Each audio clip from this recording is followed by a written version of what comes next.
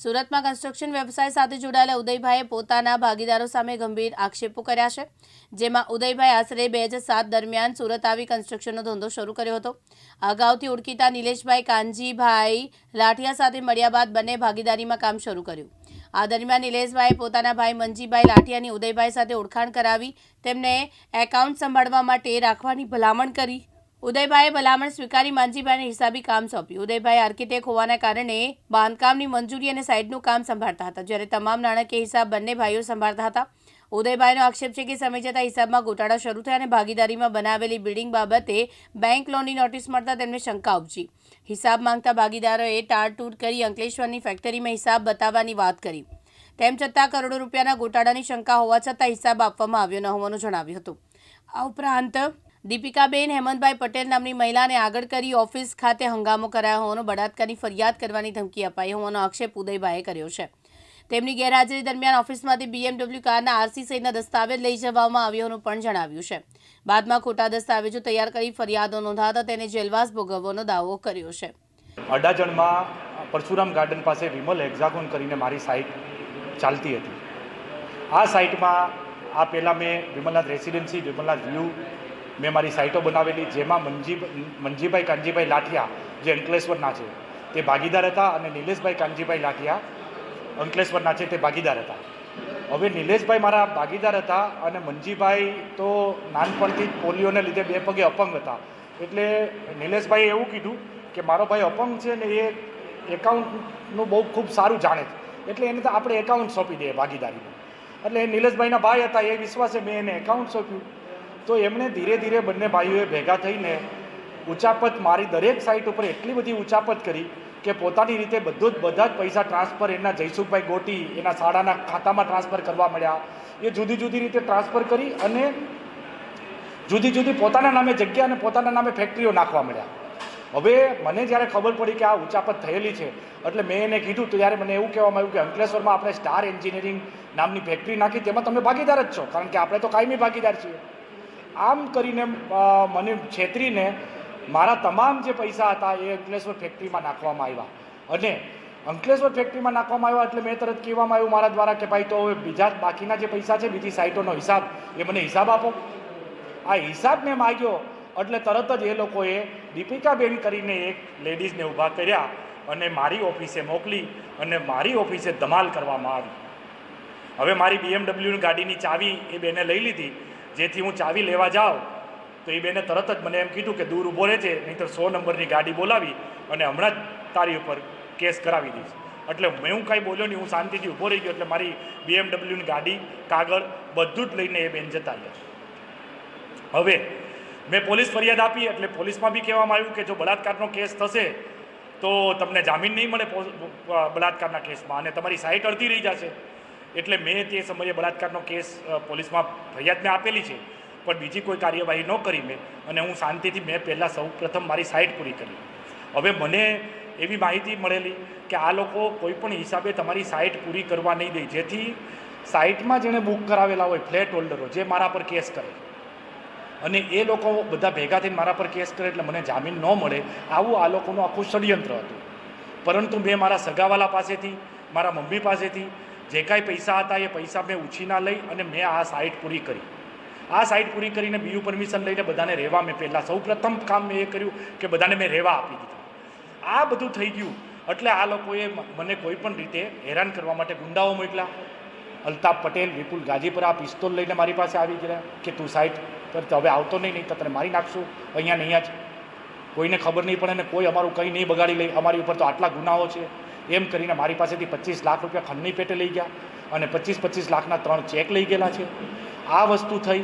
ત્યાર પછી એક પંકજ રમણલાલ શાહ કરીને માણસને ઊભો કરવામાં આવ્યો, જેણે મારી ઉપર ખોટો ગુનો નોંધાયો, જેમાં 143/2016થી અડાજણ પોલીસ સ્ટેશનમાં ગુનો નોંધીને મને જેલમાં મોકલવામાં આવ્યો। હવે આમાં આ પંકજ રમણલાલ શાહને મેં ઓલરેડી દસ્તાવેજ બનાવી દીધો, જેને પોલીસમાં બી બતાવ્યો નથી, પોલીસને બી અંધારામાં રાખી છે અને ખોટા સાટા ખત બનાવીને મને ફ્લેટ નથી આપ્યો, મારા પૈસા લઈ લીધા અને ફ્લેટ નથી આપતો એવી મારી ખોટી છાપ ઊભી કરી। હવે હકીકતમાં તો મેં એને ફ્લેટ આપી દીધો ને એનો કોઈ બીજો ફ્લેટ જ નથી। એ ભાઈએ તો જ્યારે 2011માં પૈસા આપ્યા હતા ત્યારે મારી આ સાઇટ જ નથી, મારી સાઇટ જ 2013માં ચાલુ થઈ। એટલે આ લોકો ખોટા સાટાખત બનાવીને સમાધાન પેટે મારી પાસે 1 કરોડ ખંડણી માગવા આવેલા પાછા, જેની મેં પોલીસ ફરિયાદ આપી છે. આ ખંડણી મેં નહીં આપી એટલે એ લોકોએ 1 કરોડ રૂપિયાનો મારી પર દાવો કર્યો. જે દાવો હું જીત્યો છું. એમાં સાબિત થયું છે કે એ લોકોએ જે સાટાખત બનાવ્યા એ સાટાખતમાં બોગસ સહીઓ કરેલી છે. કોર્ટમાં આ સાબિત થયા પછી મને હિંમત આવી અને મને ખબર પડી કે આ રીતે ખોટી સહીઓ કરીને બી આ લોકો આટલી ખોટું કામ કરે. ત્યાં સુધી તો મને ખબર બી નથી કે ખોટી સહી કોઈ કરે. ખોટી સહીઓ કરીને સાટાખતો બનાવી અને મારી પર કેસ કરીને મને કોઈ પણ રીતે જેલમાં જતો રહું, એટલે જેલમાં જાઉં એટલે હું પોલીસને કોઈ પુરાવા ના આપી શકું, એવું કામ આ લોકોએ કરેલું છે. તમારી શું માંગ છે? મારી માંગ એવી છે કે પત્રકાર એટલે ન્યાયનો ચોથો સ્તંભ છે, તો મને પત્રકાર તરફથી ન્યાય મળે અને પત્રકાર તરફથી મને એવું નામદાર સીપી સાહેબને કે નામદાર ડીજી સાહેબને કે નામદાર આપણા નાયબ મુખ્યમંત્રીશ્રીને આ માધ્યમ દ્વારા પહોંચાડવામાં આવે કે આમાં ન્યાય મળે એવી કાર્યવાહી કરવામાં આવે. મારી વિરુદ્ધમાં જે ખોટા ફરિયાદો દાખલ થયેલી ને ખોટી ફરિયાદો આ લોકોએ ખોટા સાટાખત બનાવેલા, એ આ ગેંગને વરઘોડો કાઢ્યો તેમ વરઘોડો કાઢીને સમાજ સામે ઉજાગર કરવામાં આવે કે બીજા કોઈ માણસને આ રીતે હેરાન કરીને એની જિંદગી બરબાદ કરવામાં ન આવે. મારો શું વાંક હતો? હું ઇન્કમટેક્સ ભરતો 6 કરોડનો. દેશને મજબૂત થાય એના માટેનો હું ઇન્કમટેક્સ ભરતો. મારે 4 કરોડ ભરવાના થતા હું 6 કરોડ ભરતો. જંત્રી કરતાં વધારે દસ્તાવેજ બનાવીને ઇન્કમટેક્સ ભરતો. એ આ લોકોને પોસાણું નહીં. મને એમ કહેવામાં આવેલું કે આટલો બધો ઇન્કમટેક્સ ભરે છે, અમને પૈસા આપી દે. તો આ તો દેશદ્રોહી માણસો છે. હવે તમે આ લોકો વાહે કાર્યવાહી નહીં કરો તો કોની સામે સાહેબ કાર્યવાહી? ઉદયભાઈની જે વિના છે એ રીતનું છે કે એ પહેલાં બિલ્ડરનું કામ કરતા હતા અને નિલેશ લાઠિયા સાથે એમણે પહેલી ભાગીદારી કરેલી અને એ સારું ચાલ્યું. એટલે એમનો એક અપંગ ભાઈ હતો, મંજીભાઈ. હવે એમણે એવું કીધું કે મારો ભાઈ અપંગ છે અને સારો એકાઉન્ટનો જાણકાર છે, જો તમે એને રાખી લેશો તો કુદરતનો પણ તમને લાભ મળશે અને મારો ભાઈ પણ સચવાઈ જશે અને આપણી દોસ્તી પણ સારી રહેશે. એટલે અપંગ માણસ પર દયા કરી અને એને નોકરી રાખી દીધું, એકાઉન્ટમાં આપી દીધો. એટલે પેલા બે ભાઈઓ હતા એમને છૂટો દોર મળી ગયો અને આ ભાઈને કેવું કે નવી સાઇટ માટે જમીન જોવા લઈએ, આ કરો તે કરો. એટલે આ ભાઈને જે બીજા કન્સ્ટ્રક્શન કામ એમાં બિઝી રાખે અને જે પેમેન્ટ આવે મતલબ બુકિંગ વગેરે આવે એ પોતપોતાની રીતે સગે વગે કરવાનું એ લોકોએ ચાલુ કરી દીધું.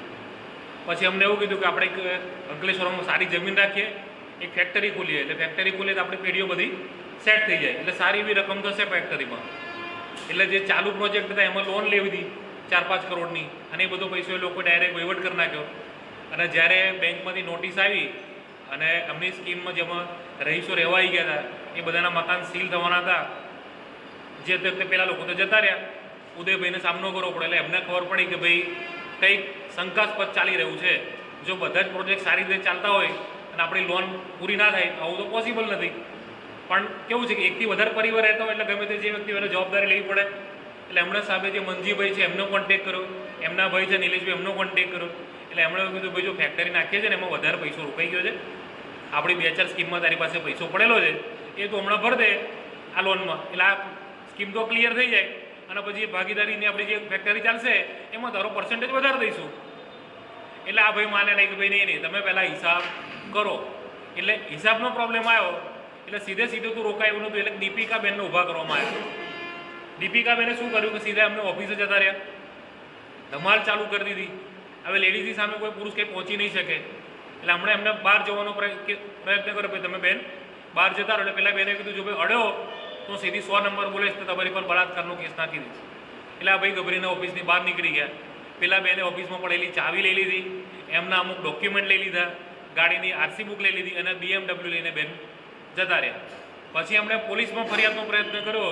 એટલે પોલીસવાળાએ સામે એવું કીધું કે ભાઈ જો તમે આ નાની અમથી ફરિયાદ નોંધાવશો ને તો સામે તમારે બલાત્કારની ફરિયાદ આવશે.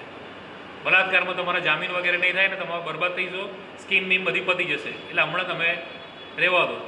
એટલે મીન વાઇલ હમણાં સ્ટોપ કર્યું એ બાજુથી, તો બીજી બાજુથી ખોટા સાટાખત ઊભા કરવામાં આવ્યા એમની સહીથી. એક કેસમાં જામીન લીધા એટલે સામે બીજો કેસ થયો, ત્રીજો કેસ થયો. એટલે જ્યારે એકથી વધારે લોકો આક્ષેપ કરતા હોય એટલે કોર્ટને જે શંકાસ્પદ લાગે એટલે 1-2 ટેકનિકલમાં એવું શું છે કે જામીન થયા નહીં, જે તે સમયે એમને જેલમાં જવાનો સમય આવ્યો.